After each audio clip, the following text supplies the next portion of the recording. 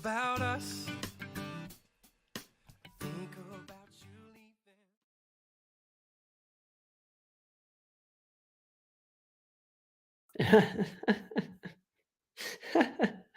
leaving. Sorry about that. I was in the green room, I think. How is everybody? We're gonna let a few people get in here. What's up? What's up? D. Lynn, how are you? Great to see you. We're on LinkedIn, Diabetes Tour Guide, YouTube channel, as well as Performance Medicine's YouTube channel, Performance Medicine's Instagram. Steve, you got to give me an update, buddy. Want to know how it's going? Give me a 1 to 10. Jerry, what's up? Great to see you. We're letting some people get in here. Hello. Brandon, what's up, man? Brandon's over on Instagram. Hello, thank you for hanging out. Hillbilly Boogie's over there. What's going on? Let's see. Amanda Sherrod, Susan Berman, what's going on? Thank you guys for joining us over on Instagram. Grandma Mary, what's up? Steve, that's awesome. 8.5 is incredible. That is so cool. Super proud of you, man. Bianca, what's going on? Great to see you. Looking forward to today. We got the twins are in the building at the same time. Look at this. We got Katie and Carter here. What's going on, guys? How are y'all? I'm looking forward to, I'm going to see you guys Thursday. Looking forward to being up in the Tri-Cities. Let's see who else is in here. See you over on Instagram. Roel, what's up, man? Over on Instagram. Thanks for hanging out. We're going to have a great show tonight. Happy Tuesday, Carter. It's my favorite day of the week. I'm so glad to be here. Stan, what's up? Great to see you. This week, you guys need to sign up for the weekly newsletter if you haven't. It's where we basically send an email. It's called Performance Weekly, Tuesday at 3:00. All of our shows are on it.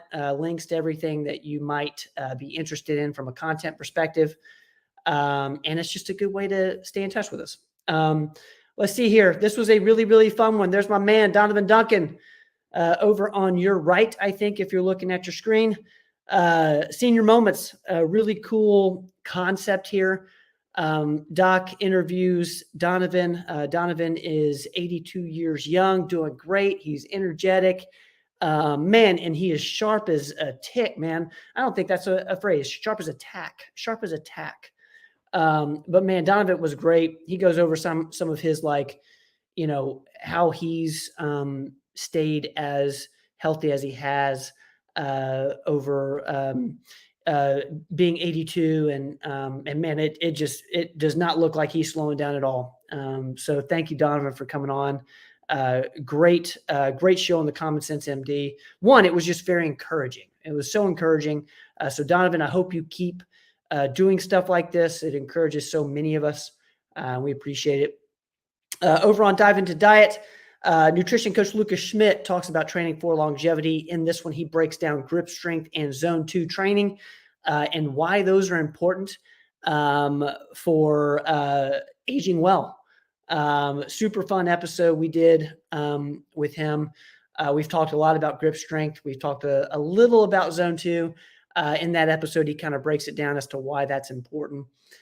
So thanks, Lucas, for doing that, putting out that content. Let's see here. We got a diabetes tour guide. We got Sarah Guthrie, a great friend of ours. Sarah recently had a baby. We're super pumped for her and happy for her family. And Sarah talks a little bit about going through pregnancy as someone with type 1 diabetes. And Andy does a great job of talking with her about, what it was like going to the doctor and what they needed to monitor during the whole pregnancy as a patient with type 1. So thank you, Sarah, for doing that. It was so like Donovan, it was just super encouraging, and she's such a fun person, and and we loved having her on. Thank you, Andy. Thank you, Sarah, for doing that. I think Doc's almost ready. Barbara, what's going on? Great to see you. Thank you guys for hanging out. We're going to get to the show here in just a second. As you know, we do this every Tuesday. We answer your health and wellness questions. So if you have a question, go ahead and put in the comments. I see Roel's barbecuing right now, and I love that. Is anyone else barbecuing? I wish I was barbecuing. If Brandon's still here, I wish I knew how to barbecue. Julie, what's going on? Great to see you. Thank you for hanging out. So good to see you. I'm going to try to get up there to Johnson City as well. Julie, thank you so much. All right, we got some people in here. Thank you, guys. If you have questions, go ahead and put them in the comments. We had a couple come in throughout the week. Thank you in advance to those who sent in questions. Thank you to our Instagram family for being with us tonight. All right, is Doc ready to roll? What's going on? Hey, man. Good. How you doing? I feel like, I see you in the green room when I'm talking before the show, and I just feel like you're making fun of me the whole time. No, I'm just wondering when you're going to finish up. We get the show rolling. I mean, you're very good at this. You're very talkative. I like it when I have the mic. I'm getting ready to give you the mic. None of these questions are for me, so I had to get out my. I guess it's a monologue. All I picked up was sharp as a tick, and I've never heard that statement before. I know. I thought I was trying to be. I was trying to be like descriptive, but man, Donovan, if it's not sharp as a tick, it's sharp as a tack. He was sharp as a tack. I think it's a tack. Yeah, he really was. Yeah, it was a good little thing. We call it a senior moments. Yeah, and that we may have to start doing more of those. I'm super pumped about it. I think one, it's just Donovan is so relatable. He talks about his specific routines. I mean, the dude is taking 40 vitamins. I think what was interesting about it is he was one of those people that kind of impacted you with, along with my grandma Mary, who's with us tonight. And I believe, grandma Mary's she just had a birthday, 88. 88, yeah. And sharp Amazing. as a tack is how I would describe grandma Mary, and gorgeous. So, she's also one who's been taking so many vitamins, and so it's just, let's rephrase it. Sharp as a tic tac. That sounds good. That sounds better. I see Montana's in here from our West Knoxville office. So glad to see you, Montana. I think I'm going to be in West Knoxville Friday. Looking forward to hanging out. Let's see. Thank you, Carter. I appreciate that. Doc, you ready to answer some questions? Sure.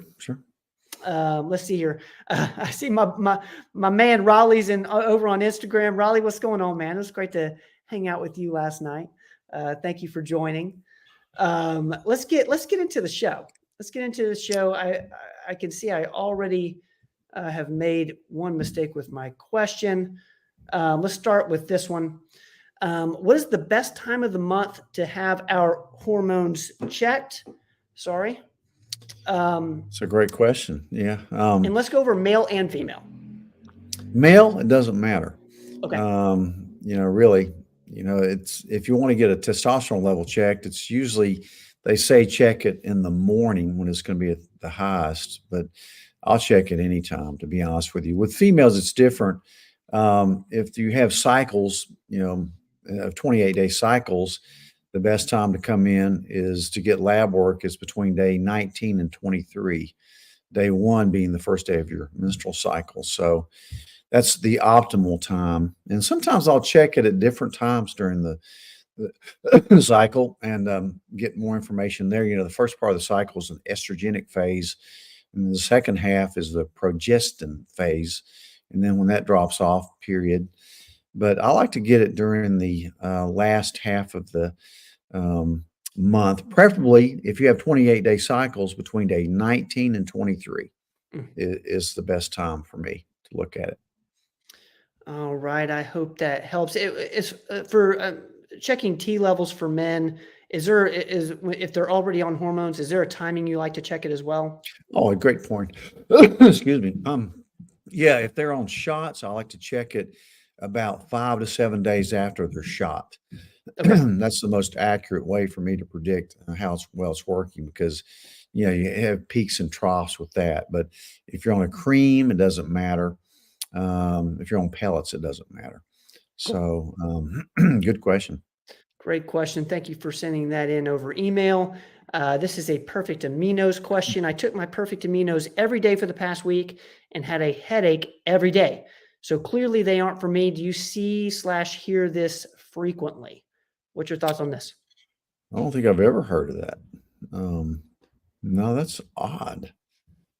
What I would do is, again, any supplement or medicine, prescription medicine even, can cause a side effect. Mm, So if that happened, then what I would do is stop them, see if the headaches go away. In a week or two, try it again for a day or two and see if it comes back. And that way you'll notice something may be in there that you're extremely sensitive to. mm. Um, it doesn't have a lot of fillers.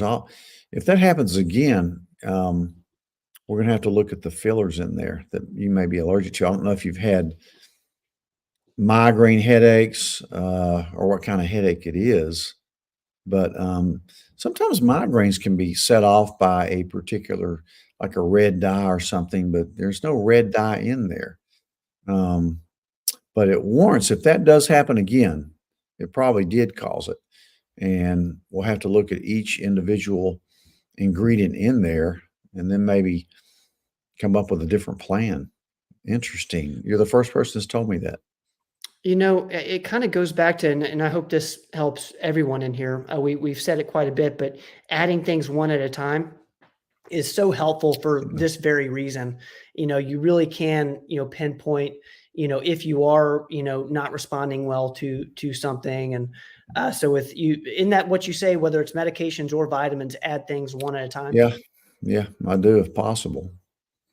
In Great. in this formulation, you have the 8 essential amino acids, so I just haven't seen that, but it's probably not one of the amino acids is probably the, what it's mixed with. I'll have to go back and review every little ingredient they put in there. Mm. Maybe silica or something to give it a little bit of shelf life, but, that's a great point. Try it again and see. Great question, great topic there. We appreciate you guys. Any sort of insight you're seeing is super helpful, and maybe somebody in here tonight can relate. If anyone has felt something similar, put in the comments. Your comments are always super helpful. I'm going to keep going here. This is a really great question. Starts off by saying, my husband is on a health journey. What is the best way to get off blood pressure medications? One, I think it's amazing that he's on his health journey. And this is I'm assuming this is a good place to start. Doc, what's your thoughts on this? Yeah, certainly. Blood pressure is very important. A lot of times, blood pressure can be inherited. You can have that tendency to have high blood pressure through inherited genes. But like I always say, only about 15% of what happens to you is genetically based. The rest of it's your environment, meaning not only what you eat, what kind of things you're exposed to from the air to the water, but also stress, sleep, and that type of thing. So I'm glad he's on a health journey. We're all kind of on a health journey, and it's a journey to better health. And there's no doubting that we live in a toxic world. We're all really like a loaded gun ready to go off. It's just the environment that pulls the trigger. So it could be something that's he's kind of already predisposed to anyway, but doesn't mean he can't get off his blood pressure medicines. In truth, I think he absolutely probably could. The first thing I think about with hypertension is exercise. Exercise always lowers blood pressure, Mm. not right when you're doing it, but afterwards. Magnesium is a good little supplement to lower your blood pressure. If you have sleep apnea, that can cause hypertension. you're overweight, it can cause hypertension. If you have insulin resistance, it can cause hypertension. And again, careful measurement of blood pressure. I had a patient today who measures it constantly, and she admitted today that she checks it too much, and Huh. she needs to relax and stop checking it so much because she gets worried about it. And in her case, a lot of anxiety causes Yeah. her blood pressure. Yeah. Really, she probably doesn't need to be on a blood pressure medicine if she gets her anxiety under control. She's a small business owner, very busy, that type thing. Probably doesn't exercise quite enough. But there's a lot of things you can do. Supplementations, garlic, hawthorn, berberine. So yeah, I mean, he should come in and get a Cleveland Heart Panel and see where he's at. One time when you check your blood pressure in a doctor's office is not very helpful. So certainly, I hope you have a blood pressure cuff that you use on your own that can check it. Again, don't get obsessed about it because it can go up just by thinking about it. That's why sometimes we use biofeedback and other, meditative ways to lower your blood pressure, which I think is definitely possible. So good. I hope he can get off all his medications. And, hypertension is just one of the triad of hyperlipidemia and insulin resistance. And they all kind of talk to each other minute by minute. So a lot of it's all together. So wonderful. Have him get some baseline stuff like a Cleveland Heart Panel, CT calcium scoring, make sure he's sleeping well, doesn't have sleep apnea. He's exercising daily. He's maintaining proper weight. Doesn't have a lot of visceral fat or insulin resistance. So get him on the right supplements and all. So that's awesome. But it's definitely possible.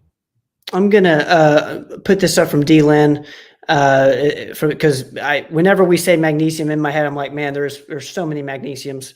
What's your thoughts for this one for D-Lyn? I like malate. That's probably the one. I like glycinate, which is real great for your brain health as well. And threonate. That's the form that I put all of those in our form of magnesium. Now, if you're constipated, you might mag citrate, but for the other brain reasons, but probably malate, in my opinion, really helps blood pressure as much as any of them. So that's a great question. Thank you, D-Lyn, for putting that in there. And just to clarify, you would say wean off the blood pressure meds. Is that right? For something like this? Generally, if you've been on for a long time, I like to kind of wean them off, taper them off. All right. Great question. Thank you so much. Super proud of your husband. Thank you for putting in the question. I hope that you'll come back. Hopefully he comes to the live Q&A and hangs out with us on Tuesdays. Let's get to, let's see. Okay. This is a thyroid question. I feel like the majority of 50-something-year-old females that I know have thyroid issues. Is this like hormones in that over time it is inevitable that every female will have thyroid issues, like they all have hormones that need to be addressed at a certain age? Great question. So this is, are you going to have thyroid issues just because you're getting older as a female? Same way we look at, testosterone levels and estrogen levels and all that. Yeah, jazz. that's a really good point that you just made. No, it's not inevitable because you're a female that all will have it, but certainly 1 in 3 has some kind of thyroid problem, whether they know it or not. Only 1 in 16 men have it. I was reading about this the other night with the reason I know those stats, but certainly you don't have to have it.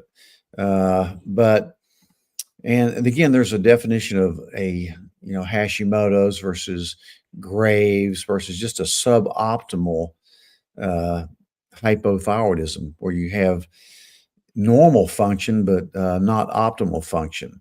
So it's not inevitable, but you're certainly more likely to have it because you're a female, because of the interactions from the other hormones that you need. Women are more hormonal than men. And that certainly goes along with thyroid. very common in women, not nearly as common in men. Uh, but I think diet has a lot to do with it. The three supplements you ought to think about if you have thyroid problems, especially Hashimoto's, are selenium, zinc, and copper. So think about those three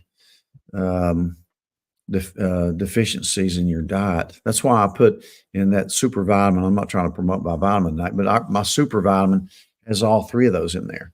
Has the right amount of selenium, zinc, and copper. So if you take that, automatically you don't need to start eating Brazil nuts and all that, because you could get too much selenium. There's a chance of that too. But great question. Yeah. So women always need to, and as your other hormones drop off, you are more likely to have your thyroid suboptimal. Again, you want a good free T3 level, which is where you're at. And thyroid can be tricky. I mean, you've got all kinds of little things that can affect it, like reverse T3. It's an inactive hormone that binds up all your active T3 sites. So a lot of times we check reverse T3s. We check antibody levels and try to make sure your gut is tuned up. Remember, it all starts in your gut with good nutrition. Or if you have bad nutrition, leaky gut, you're more likely to set off that autoimmune disease. If you have a lot of inflammation in your body, you're more likely to. But yes, women are more hormonal, more likely to have thyroid problems, but it's not inevitable that every one of them gets it. Such a great question. I've never thought about it that way, but it makes so much sense. And it seems to me like, say you get on hormones as a 50-something female, would that lessen the likelihood that you would have thyroid issues because you're balancing your other hormones? I do. Remember, thyroid, insulin, and cortisol are the three hormones that talk to each other minute by minute through what the levels are in your bloodstream. So, in other words, if you're insulin resistant and your insulin level is very high to try to keep your blood sugars normal, it really impairs the conversion of T4 to T3, the active form of thyroid. Same thing with high cortisol levels from stress. It impairs that conversion in your liver of T4 to the active form T3. And so it makes a difference. And those three glands that put out those three hormones they all work together. So if one's off, the others are going to be off too. Great question. I love this topic. Thank you for sending this in over email.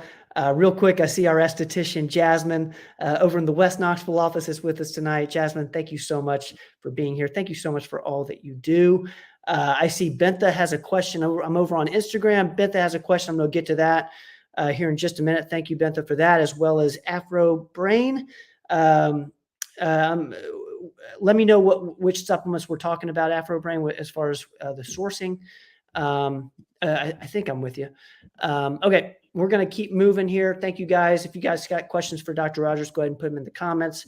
I'm looking at Instagram as well as the other platforms we are on. Let's see here. Where are we at? Okay, let's get to this one. Your thoughts on the shingles vaccine. This is a common question we're getting. Let's, kind of stick to shingles. What's your thoughts on this? Yeah, I'm not against it. But I'm getting a little bit more dubious about it. I took the first one years ago. Now, it used to be a 1-shot deal. Now it's called Shingrix, and it's a 2-shot deal. Several years ago, I took because I had a small case of the shingles, and so 6 months later, you can take one if you want. So I did take one, felt horrible, so I decided not to get the second one.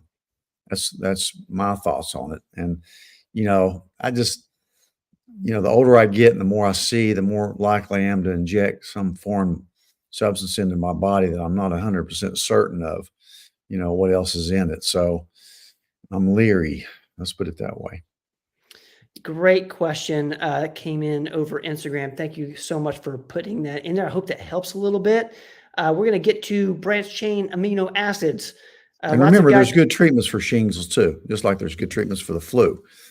I don't take the flu shot anymore either. So go Is there a ahead. couple? Is there a couple treatments you like for shingles? Top of your head? Yeah, there's all kinds of Valtrex, acyclovir. Yeah, Okay. you can treat it. It certainly needs to be treated early. I usually hit it with steroids too, because you don't want that post-herpetic neuropathy. So yeah, certainly it's treatable. Just early recognition, because shingles can get pretty bad. Yeah. I've seen some horrible cases of it. Yeah. And for those people, they probably wish they had taken the vaccine if it helped lessen it at all. So, I'm certain people have had it just horribly.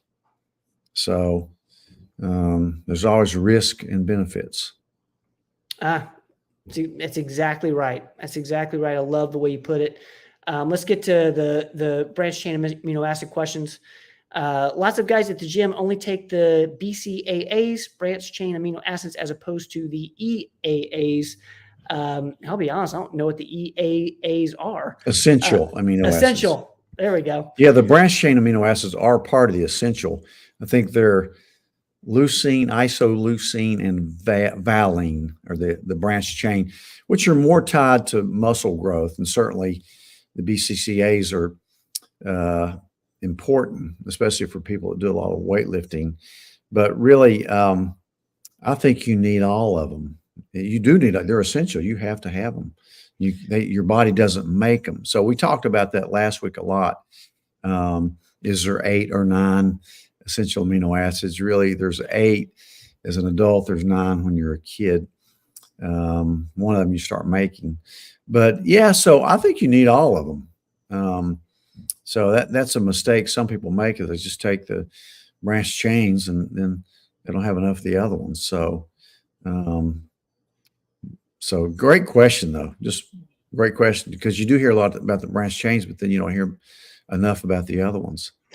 And again, if you're eating a great diet, you can get them through that too. So they've tried to convince you that the BCAAs are all you need, but that is not what I think based on what we discussed. Okay. Am I correct? Yeah. You need them all, not just the 3. So this is correct. Yeah. Right. Cool. All right. Great questions there. I think that does it for the questions that came in throughout the week. I'm double checking just to make sure. I believe I did. Okay, cool. If I missed you, I'm super, super sorry. Shoot me an email and I'll make sure that gets on first of next week. And I kind of have an eye on it now too. I see Angie's question over on Instagram talking about low dose naltrexone. Thank you, Angie, for that. We're going to get to that in just a second. Just so we know, the questions that come on Instagram, I can't put them on the screen. I have not figured out how to do that. So that's the only ones I won't be able to put on the screen. So we're going to start over here, but I'll get to Angie and Bentha here in just a second. All right, let's get going. Let's see where I'm at. You guys are awesome with these questions. Thank you so much, Danny. This is a great question. Would it be a side effect after stop taking CGAC 1295 with ipamorelin to feel low energy all the time? Great question. It seems that he is not taking it anymore. Yeah. So what's your thoughts? Yeah. I felt when I'm off of it, I don't feel as good for sure. So I take breaks from it just like I do most things. But yeah, I can definitely tell when I'm taking, especially if I'm working out a lot. And, it definitely gives me energy, and I think it helps build muscle, repair muscle. So yeah, it could be. I mean, there can always be other reasons for low energy, but I love the CGAC 1295 with ipamorelin. I know when it's working, because particularly for me, about within 5 minutes after I take it, it's an injection, I get flushed. I get a flush feeling every time. And so I know it's kind of kicking in and promoting my own growth hormone levels. So, yeah, I really attribute that a lot to energy, muscle repair. I think it's got a good anti-inflammatory effect for all your joints. But yeah, I'm really big on that one. I like that, and BPC 157 are my favorite peptides. Um, so yeah, make sure nothing else is going on with you, but certainly could be. But yeah, that's just such a great peptide. So does that mean like if you start something like CJC 1295, that's something you have to stay on forever, or like No, not at all. because you would think it would raise your baseline, so you can stay on it for a while. That's the reason. That's why you do it 5 nights a week instead Oh. of 7. It automatically kind of prevents you from getting tolerant to it. But I mean, I still take breaks from it for a month or two, a couple times a year. But yeah, it's a great question. But I think there's so many great advantages from taking it. I wish it wasn't so expensive, but I think that and rapamycin, I credit those two things that I take for helping me age better. Danny, such a great question, man. Thank you so much for putting that in there. Katie, yes, I did. And I can feel it. I got a great walk in today. And it was just a beautiful day. And I see my sister's in here, all the way in Kelly's Austin. in there. Look at this. Kelly, This is how are you incredible. enjoying? She's enjoying Austin. I think she's been to a rodeo, and she's been to. I think they have the South by They have Southwest South by Southwest. Yep. week of concerts. Yeah, she's kind of turned into a country girl, isn't she? Cowboy boots, cowboy hat. She's got that. I hope you're having a great time, Kelly. Kelly, we love you. We love you so much. I hope you're having a blast down there. And Kelly's, she's coming in with the tough questions around AI. So we'll get to that in just a second. AI and medicine is a hot topic. I'm going to go over to Instagram here and get to Bentha. Bentha, I hope you're still with me. I'm going to just kind of verbally speak this question because I can't put it over there. I'm on estrogen cream and the compounded progesterone pill. My estrogen levels are not coming up as well. Is there any danger in my estrogen being lower than my progesterone? And if you need me to repeat that, I will. Yeah, that's a great question. It always boils down to the balance between estrogen and progesterone. Certainly, progesterone is a very safe drug. It'd be very hard to overdo it on the progesterone. You could certainly overdo estrogen, even the safe forms of estradiol and estriol that we use. Sometimes on a cream, that's the one that sometimes I have a hard time getting serum levels up on creams. But I don't like to use oral estrogens or oral testosterone. I think it's just safer because you eliminate that first pass effect. It doesn't have to go through the liver and so it won't affect clotting factors. So I even use it on people that, are on blood thinners that other doctors don't know that won't affect it if you do a cream or a pellet. But anyway, certainly, if we're really having a hard time getting your estradiol levels up on your serum results, then sometimes I'll change it to more of a 50-50 mixed ratio of estriol to estradiol. We never use estrone, the old triast, we never use that. But if I'm having a hard time, sometimes I'll get a salivary test and look at that to see if somehow the serum test is not representative of where you're really at. Maybe is more, representative from tissue levels when you get saliva tests, but they can be inaccurate as well. Sometimes we'll do the urinary, estrone metabolite test that can give you some information at times. It's a very complex test that sometimes is confusing, but, to make things simple, you could certainly, you certainly won't, if you want it, the perfect ratio is from 8 to 1, 10 to 1 estrogen to progesterone. But a lot of times we don't get it. So, and it is true that the more progesterone you use, you can lower your estrogen level. So, so you're not going to get hurt by taking too much progesterone, but you certainly can lower your estrogen levels because of too much progesterone. Mm. So it should be able to, be resolved with a little tinkering. That's why female hormones are a little bit, well, a lot harder to manage than male hormones. I've said all along, males are simple creatures. Women are more complex hormonally. So, great Bentha, question. yeah, Bentha, I love that question. Please let us know if that helps. I hope that helped a little bit, because that's a very common question we get around that ratio, and I hope that helps a little bit. Okay, let's keep moving here. I just want to put this up from let's see, where was it? I'll put this up from Roel, just for people over on Instagram and Facebook. Heard that CGMs will be available to the public this summer. That's super exciting. Have you heard the same thing, Doc? Yeah, I have. Dexcom is going to put out an over-the-counter CGM, which is going to be great. Dexcom makes the best ones anyway. Yeah. I love the Freestyle Libre, which I've used just to see what my sugars do when I drink certain things. But yeah, it's going to be over the counter. I'm hoping it'll be affordable.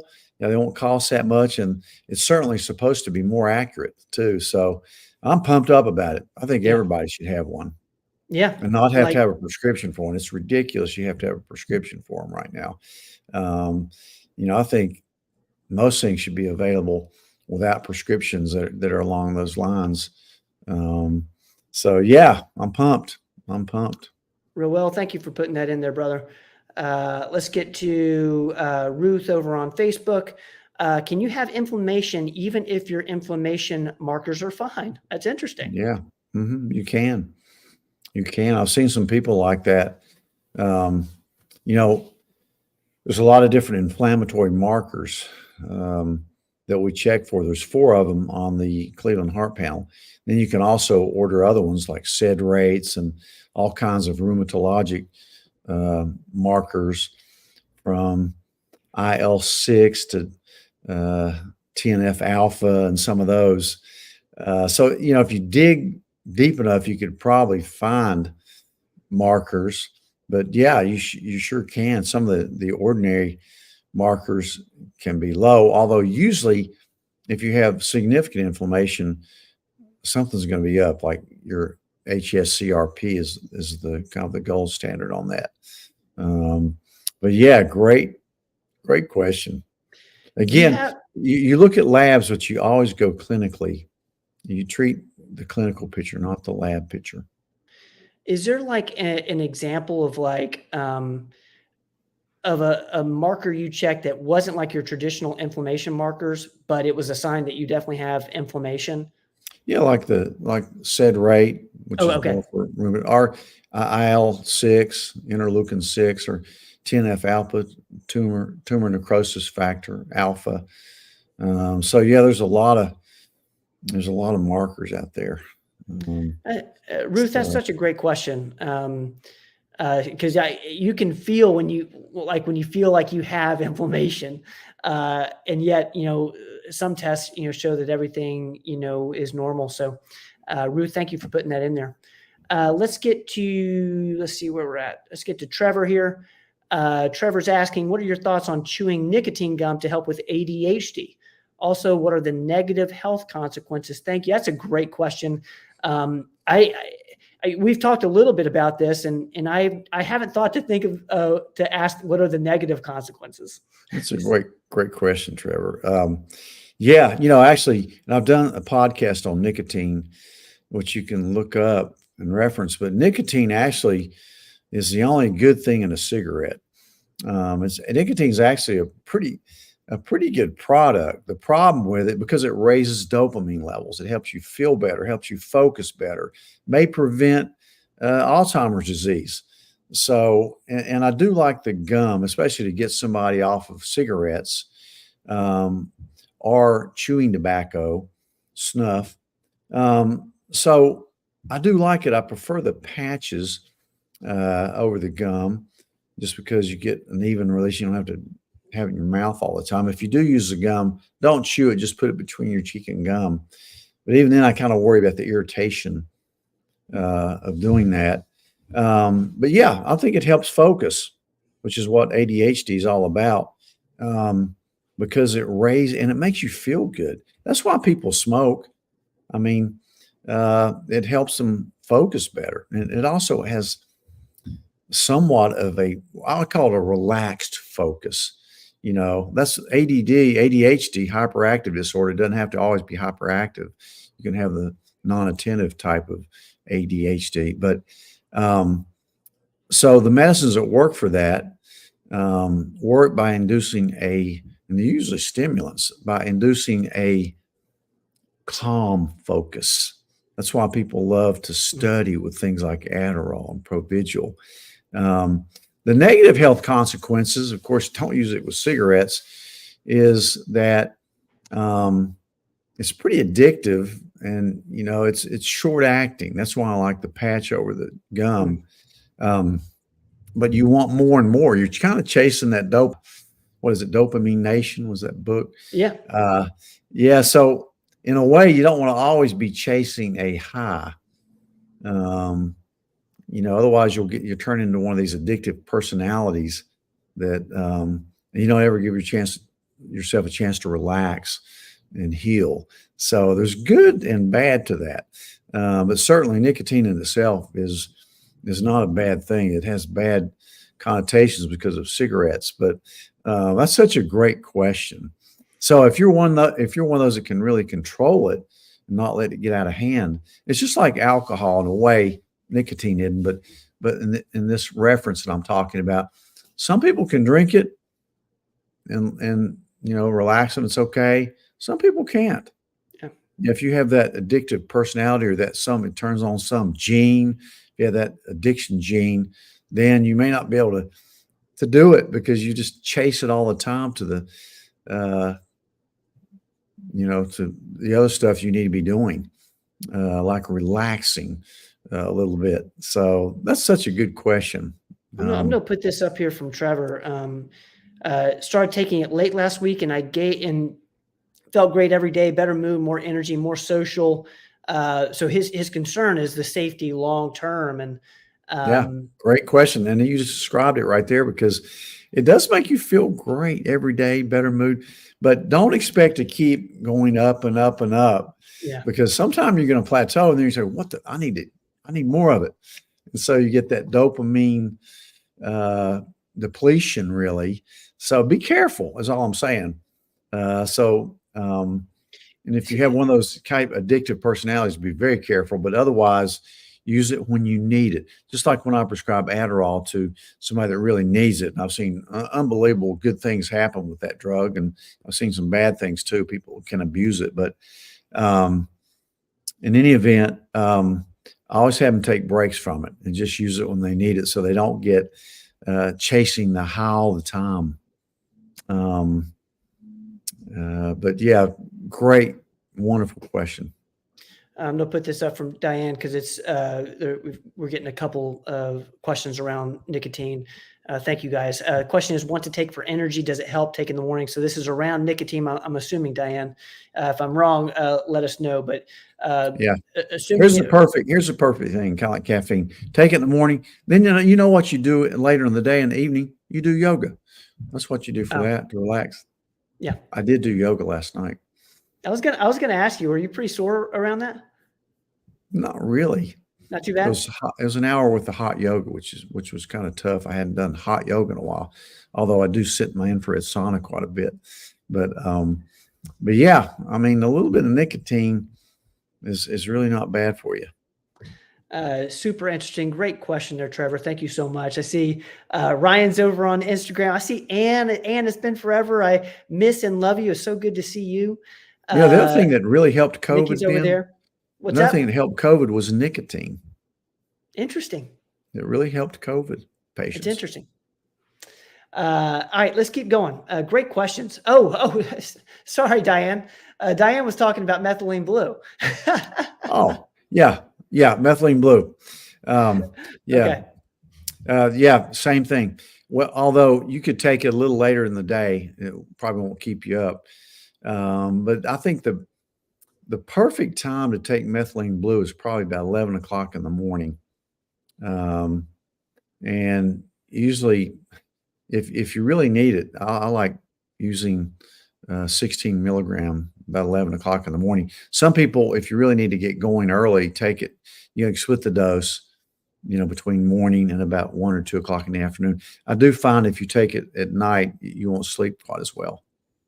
But yeah, methylene blue is another great focus medicine. But it's interesting we're talking about that in relation to nicotine and caffeine and all those things. So she's taking the tablet. Okay. Yeah. Diana, I hope that helps. I'm sorry about that. I botched that one. Hope that helps around the methylene blue. Let's see where I'm at. Got it. Okay. I missed the first part of Diane's question. Let's get this one for Diane. Which is better, drops or tablets? I bought tablets from you and not sure best way to take. Diane's referring to, go ahead. Yeah, they're both good. They're both methylene blue. When you take methylene blue, which is a wonder supplement, in my opinion, it's unbelievable. So many positive things that you can affect with this, but they both work. The tablets have vitamin C in them, and it's higher dose. So, the tablets are easier to take. They're a little more expensive. So what I do, I use the tablets, when I'm on a trip or, don't have the drops, or I'm worried about spilling the drops because, man, those drops won't come out. That methylene blue, I can show you some pictures of my dogs that got into my drops, which you've probably seen, and they ruined a Persian rug too. So, and you got to use quite a few drops, to get 16 milligram, you have to use 32 drops. But it's a little less expensive. And then you take your vitamin C with the drops. It makes it more absorbable. But so both are great. They both work. They're the dogs are. Put that back on again, Ben. They get in your methylene blue, and man, they get messy. One advantage of the drops. No, one advantage of the tablets, not the drops. Sorry, the tablets. One disadvantage of the drops, your dog gets into them in the mail. Hey, I want to get this up here from Kelly because it is timely. She's at South by Southwest Super Tech scene down there this week. The questions around AI taking over medicine, you can already see it. There's scribe AIs now that are taking notes for providers. Obviously AI is already being used right now. What's your 2 cents? Where do you think we're at now? Where do you think we're going? Yeah, it's a great comment question. No, it won't overtake medicine, but it'll have its pluses and minuses for sure. Yeah. Probably the pluses are going to be better than the minuses because AI can just do things so much faster than humans can do. It'll always need a human controlling it and interpreting the results. Because a lot of medicine, you'll find out it's as much an art as it is a science. And a lot of times you can pick up on things that AI cannot pick up on if you have a lot of experience and you can look a patient in the eye and you get these subtle cues that something else is going on, or, that patient's really, I think there's more anxiety going on here than real. Let me try to focus on that a little bit. I find that all the time, yeah. In people, especially those that have multiple problems through the years. A lot of times anxiety and then depression can follow, but can be the major root cause of the problem. So I think it'll definitely help in a lot of ways, but you're still going to have a human make the final interpretation, in my opinion. And again, humans write the code for AI, but it's going to be a lot quicker, and it'll help us, get to information better. You just kind of hope that, and there will be sites that'll be more trusted than other sites, but it's a huge deal. AI is, it's really a future. That's why that stock NVIDIA has gone up just out of sight because of AI. So Yes, it will not take over medicine, but it'll be the biggest news in medicine for the next 5 or 10 years, and probably It'll in be a good all. kind of um, it'll help in many ways is kind of what you're saying when used well. Yeah, exactly right. Exactly right. Like, I'll give you an example of this, Ben. This is not really me talking to you right now. It's a meme. I'm not really. It's my clone. I'm really out riding my bike right now, and this is not me. That That is was one thing. good. It could be. I made him laugh. See, Ben does not. Ben and That Katie was do, good. and Kelly thinks I'm funny, but Ben and Katie do not think I'm funny. I'm That not was sure about funny. Carter, That but was funny. but that is true though. Because I've seen examples that you think that's somebody, and it really is not even them. I It's kind know. of scary, really. I know. What could happen, and machines could take over. All right, let's keep it moving here. Great questions. I'm going to go to Instagram. I hope they're there. I'm going to get to this Afro Brain. If you're still there, if you can email me that question, and I'll make sure to communicate over there. Ben at performancemedicine.net.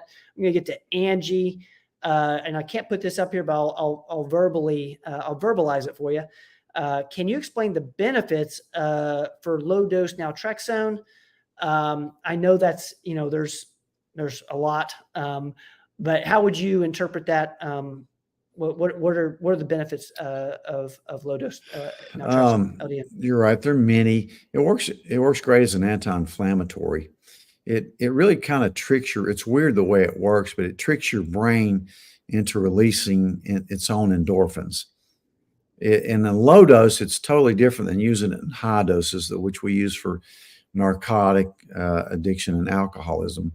But in low dose, it has another effect. It makes your brain think that you've blocked them. So it, in effect, makes your brain release its own feel-good hormones called endorphins. So it seems to have this great anti-inflammatory effect. We use it especially with autoimmune diseases. I mean, I've just had so much success treating rheumatoid arthritis, lupus, and I've gotten a lot of people off the heavy hitter, a lot of the biologics that worked as well. Certainly when the methotrexate or the Humira quit working, it's a lot of times it's pretty effective. So I use it for a lot of things. I use it for help people sleep better. The only side effect I usually see with it is more dreaming, which means you're getting more REM sleep. Mm-hmm. If you don't like really vivid dreams that you may get with it, then you can take it in the morning and it'll be fine. But gosh, mostly autoimmune disease, chronic pain, fibromyalgia, sleep. Some people lose it because it kind of helps cravings as well. So some people lose weight on it that need to. Some people sleep a lot better. With my Oura Ring, I measure it and I can tell when I've taken LDN and when I hadn't. I definitely get more REM sleep with it. So use it. There's so many uses for that. It's go back and look at the podcasts we've done on them in the past. But yeah, if you want to learn more about LDN, if you search low dose naltrexone performance medicine, you'll see a couple explain this episodes with Robin Riddle, as well as a couple Common Sense MD episodes with Doc here. We're going to get going here. I'm going to answer this for D. Lynn. Can I stop in the Kingsport office and get the magnesium? Yes. Sure. You can. Or you can get it online now too. Yeah. But yeah, sure can. You can also, for those who aren't near an office, any of the Dr. Rogers formulas, we're going to have Digest Shield up there as well here shortly. It's performancemedicine.net/shop. And if you want to get Digest Shield online, you can get it at shieldnutra.com as well. So thank you, D-Lynn, for putting that in there. Let's get to Stephanie. This is looks like a Boston Heart panel. Okay. So an LP little a level 64 on Boston Heart panel, CIMT, calcium scoring test as screenings, niacin, vitamin D. Okay, so these are suggested screenings, I think. Niacin, vitamin D, K2. Any other recommendations? I hope I didn't botch that, Stephanie. So you're looking for the things that You need to check out. Yeah, those are you need to get the complete Boston or Cleveland heart panels. LP little a is on there. If you're level 64, that's a little bit elevated. LP little a is a particular type of LDL bad cholesterol particle that is really totally inherited. But CIMT is a carotid intimal media thickness, which is a great way to measure your longevity, really. And it also can predict your chances of having a stroke and heart disease because it mirrors what's going on in your coronary arteries. Calcium scoring, great test. I get it on most people. You're getting a free scan of your lungs and also looking at buildup of calcium in your coronary arteries. Niacin, niacin actually, it's been in the news lately with some minuses, but we use it. It's vitamin B3. It flushes a lot of people, but it will bring down cholesterol and lower your LDL, but it also will raise your HDL.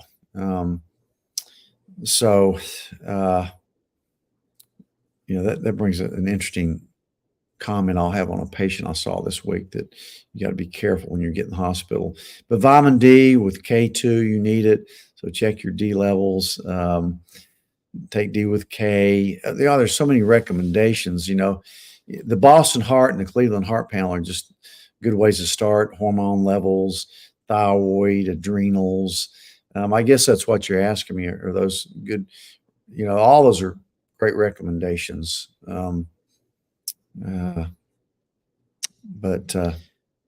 one of the things, Stephanie, I'll put in, we didn't explain this episode on LP little a just a couple weeks ago.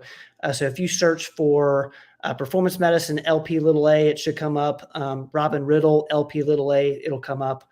Robin really dives deep into that marker and why we look at it and who we screen for it. Thank you for that question. Let's get to Gwen here. Do you see any issues with taking hormones if you have pancreatitis frequently? No, but I'll definitely stay away from Ozempic type drugs, of course. But no, bioidentical hormones, that we use transdermally are not going to affect your pancreas. Other things could. Be careful, of course, with alcohol, and those things, certain medications. I don't know if you've had gallbladder issues or what, but I wouldn't think that hormones would affect pancreatitis. You got to be careful with when you're using hormones. You need to go to somebody who really knows a lot about them, because a lot of doctors and specialists don't know much about them.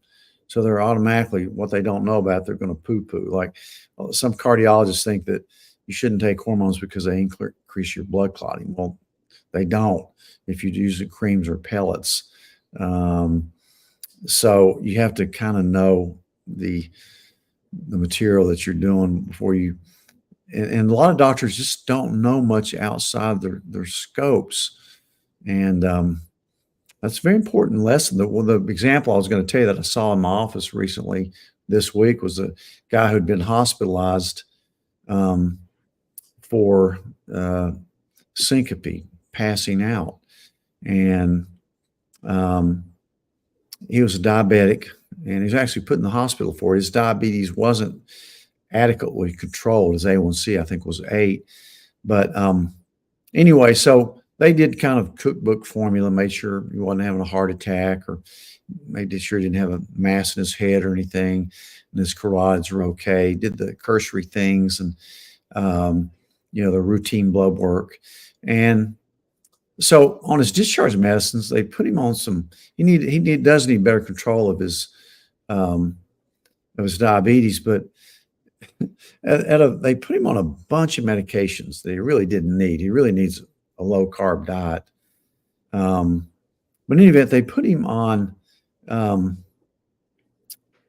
this medicine that's a statin. They put him on 40 milligrams of Lipitor, just carte blanche. Diabetic, you need a statin.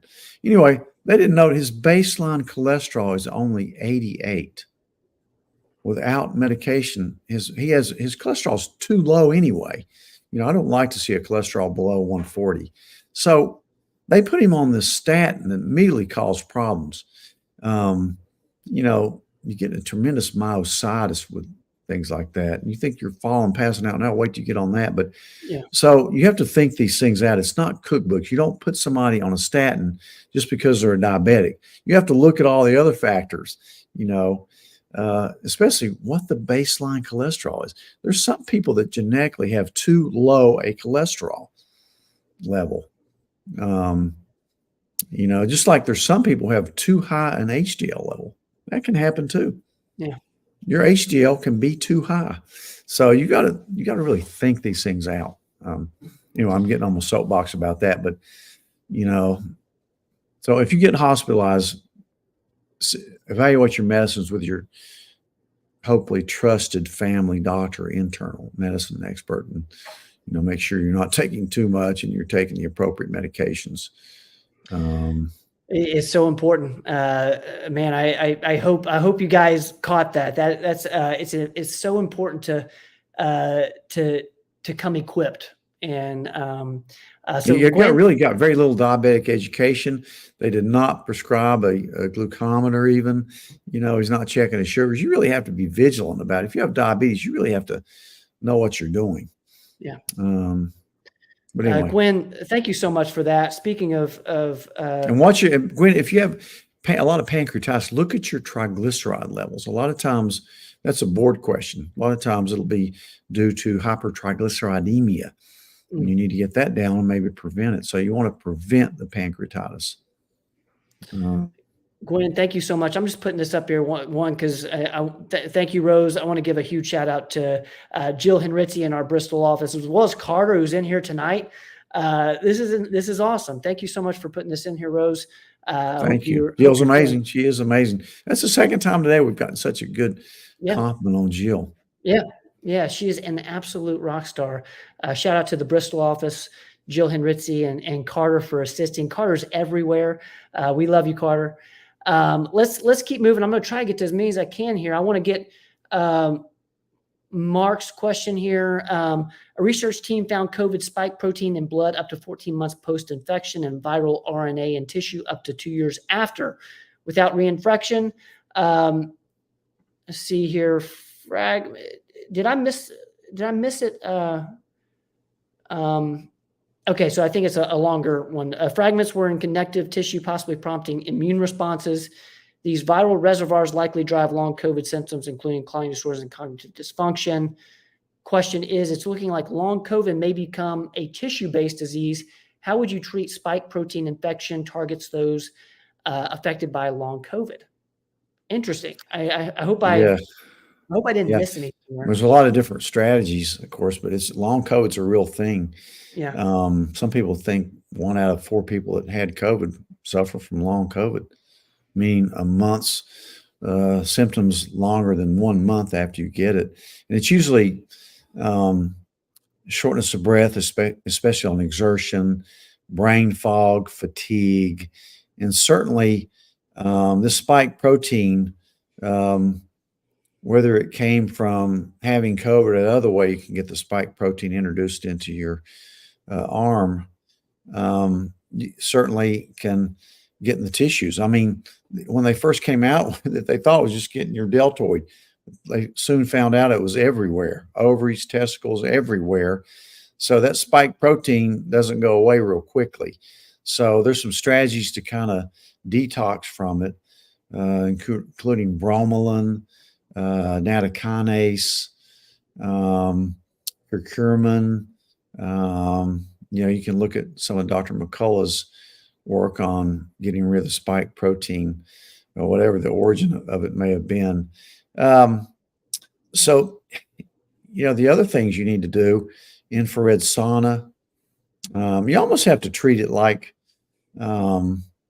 you would treat chronic mold or Lyme or any kind of chronic infection in your body, to do those things where you kind of detox, whether it be using chelating agents or just getting in infrared sauna, sweating, using red lights, um, clean water.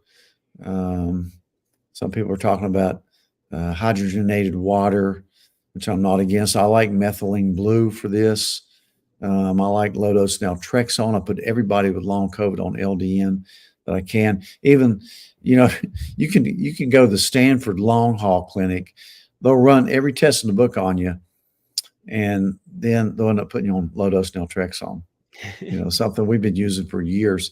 That was via article in Wall Street Journal not long ago that I cut out.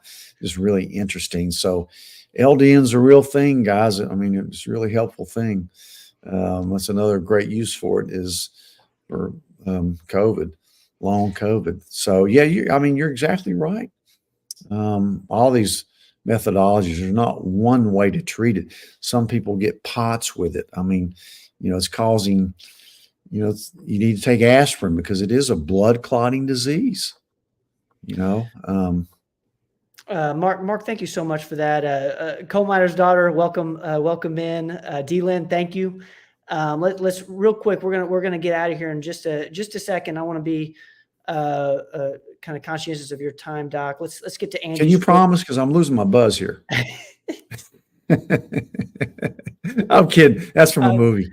I know. Angie's asking, this is a great question. It's around methylene blue. Can you take methylene blue if on low dose of Celexa? It's a great question because if you look at the literature, it kind of says you shouldn't, but really you can. If you look at the research from University of Texas, God, I keep forgetting that guy's name, but I listened to one of his hour-and-a-half lectures. He's the guru of methylene blue. He's been studying it for 30 years. And he says it's fine. And I certainly have put many people on it and hadn't had a problem. I mean, if somehow you think you're going to get that serotonin syndrome, which I don't think I've ever seen, stop it, but it's just not going to happen. But if you look in the literature, it'll warn you against this, but I'm really not worried about it. Angie, thank you for that. Thank you for putting that in there real quick. I'm going to sneak this one in here from Bianca. Bianca, I hope you're still with us tonight. Sorry, this took me so long. Is REM considered deep sleep? With the Garmin, there's REM and deep. I did not realize that. It's a great question. Yeah, that's part of deep sleep. Your deep sleep or your REM and your deep. Those are considered the two forms of deep sleep. And then, of course, you have your light sleep, and then you have your awake period. But they're all important, especially REM for memory. With my Oura Ring, I'm able to look at it, every night how much I got of REM, deep, light, sleep latency, movement. This Oura Ring even checks my O2 sats at night. So I love my Oura Ring. I've said it many times. But yeah, it certainly is considered one of the two phases of deep sleep. Great question. Thank you, Bianca. And real quick, I'm going to sneak this in from Betsy. Trying to figure out what supplements I need to take. I currently take D, C, magnesium, quercetin. Need to add a multivitamin. One, I know. I want him to answer this question. Is it possible to take too many vitamins? And then kind of tell Betsy what you would add if she's just starting out.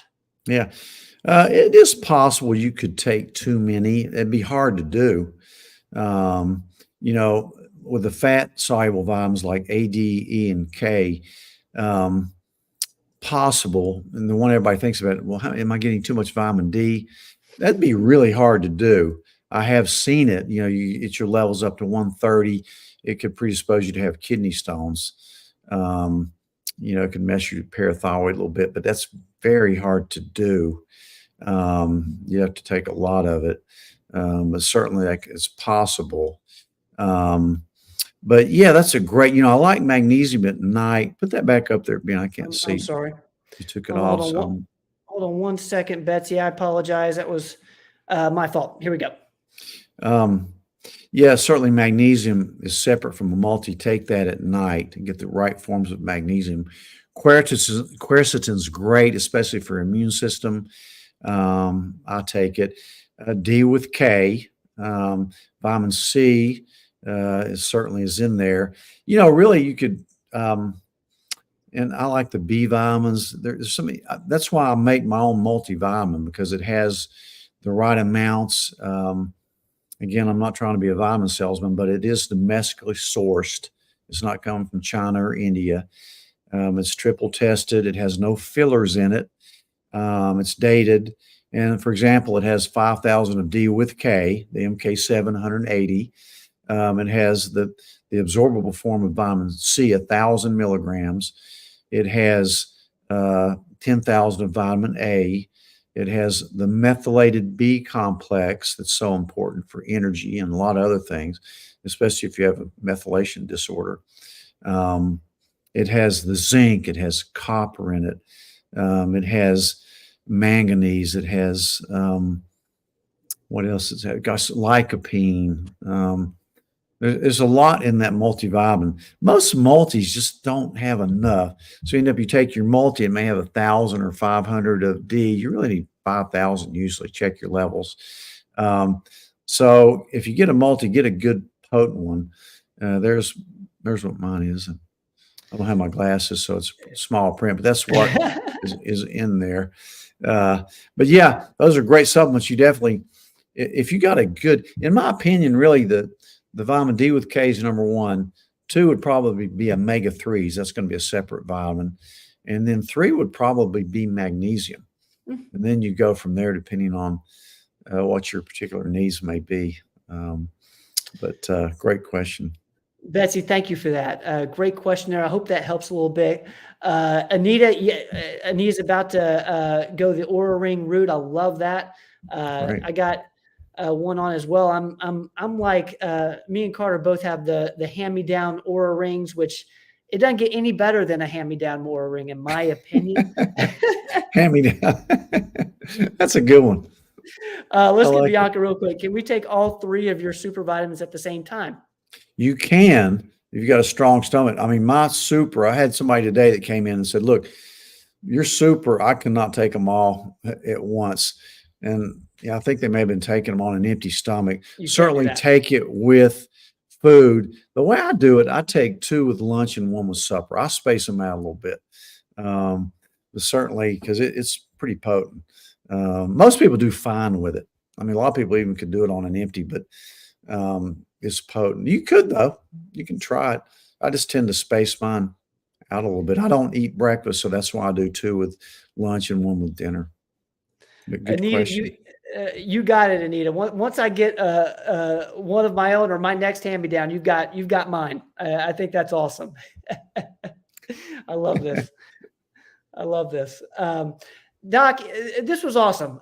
What a show tonight, guys. I think I got to everybody.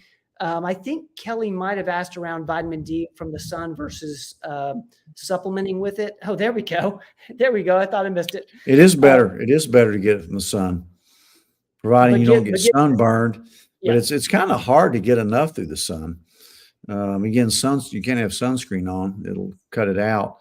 But yeah, I recommend the sun. I think sunlight is great. You don't want to get sunburned. That's what causes skin cancer and ages your skin. But I don't mind a tan at all, gradual tan. I like it. As a matter of fact, I think the sun is so healthy. The sun is healing.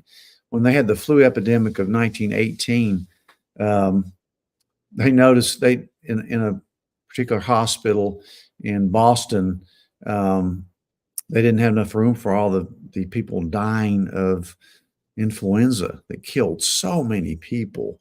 Yep. Way worse than what COVID did. But they had too many, they didn't have enough beds. So they put all the new patients outside in the courtyard, and those patients got better when the ones inside were dying. It's because they got the sun. Yeah. Even in the winter. Isn't that crazy? That's amazing.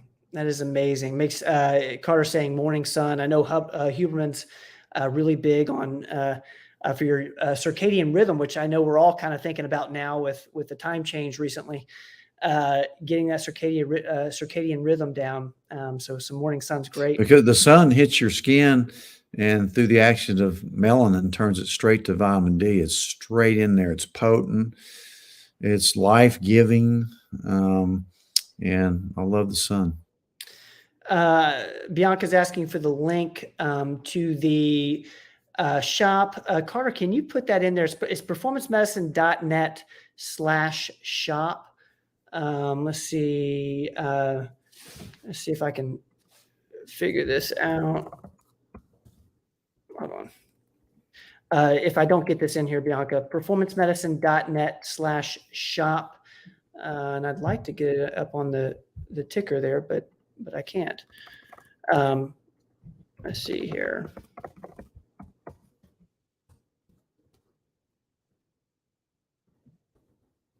Sorry, guys. I'm putting this link in here. Hope this helps some of you. There we go. Okay, there we go. Performancemedicine.net/shop. If anybody wants to check out Dr. Rogers' formulas, thank you guys in advance. This was the best. Doc, thank you so much. Thank you, Ben. This is such a good time as always. We do this every single Tuesday. Thank you to our Instagram family over there. We do this Tuesday, 7 to 8. We try to get to as many questions as we can. If we miss somebody, I apologize. Okay, good, Bianca. Thank you.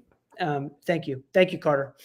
All right, we calling it a show. Steve's giving us a 10. How did we do? Steve, how you doing? I had a good time doing it.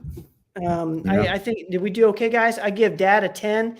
I give me a 9 because I brought the energy. I got my walk in. You today. did. I kind of lost my buzz halfway between, but I'm back. But yeah, you did. You have a lot of energy. You have a lot more energy than I do. Diane's giving us a 10. Thank you, Diane. All right, we're gonna head out of here. Are we having dogs or no? I don't know if the dogs are coming or not. If they get down here pretty quickly, but they may be outside. Not now at this daylight savings times here. It's great, Although, yeah, there they come. There we go. Oh, is it? Come here. Two dogs. Look at this. Wow. Look at this. They're ready. That's Izzy right there. Come here, Ike. Come here. We call those Come here. the Methylene Blue dogs. Yeah. All right. There's Ike. Ike's birthday is the 16th, so his birthday's coming up. He'll be 2. Ike's And about to be Izzy- 2. Yeah, he's accepting dog bones, and Dog bones and pup cups. and Izzy is already 1, so she just turned 1. So Look at that. I don't know. We ought to vote on which one's the cutest. Someday we'll have a vote. Look at They're that. both cute. Everybody Izzy's has their own cute. favorites.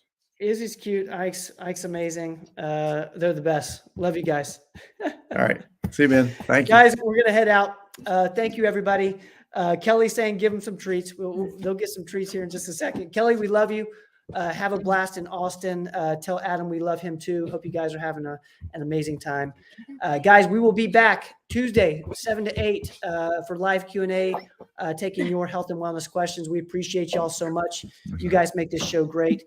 Thank you to everyone who's on our team. Thank you for being here tonight. Carter, Jasmine, geez, Julie, Montana, you guys are the best. We love you. We'll see you next week. All right, here we go. Where's my outro? Kelly, I love you. Don't go away.